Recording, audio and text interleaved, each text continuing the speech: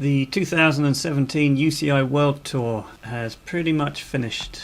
There's a few races left. That one's been done. Currently watching the Tour of Turkey that's on at the moment. But what I did was I watched every single one of these races, but what I've done is I've gone back through all the results and totted up which manufacturer won each race. So take for example Paris-Roubaix. That was won by Greg van Avermaet this year, and he rides for BMC, so I put that down as a mark for BMC. So basically there's been 165 races. Now if you include the Tour de France, the Giro d'Italia and the Vuelta a España, each of those stages I just counted as if they were an actual single race. So each manufacturer that won a stage got a point. If you look at the 18 World Tour teams, there's two teams, Bora Hansgrohe and Quick-Step Floors, that ride Specialized bikes, and there's actually two teams, Movistar and Katusha Alpecin, that ride Canyon bikes. So they're the only two manufacturers with two teams each. So we need to bear that in mind. So after totting it all up, which took quite a long time,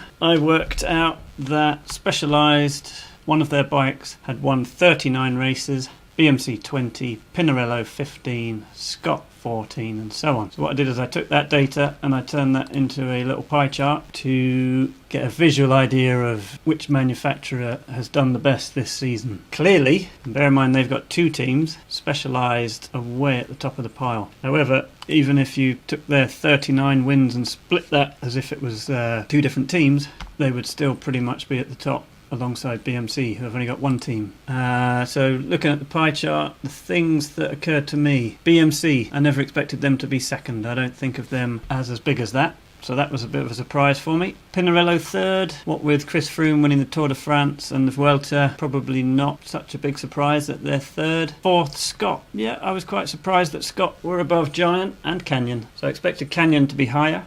Scott have obviously got Orica Green Edge as their team. Is it Orica Green Edge this year? Orica Scott. Okay, they're called Orica Scott this year.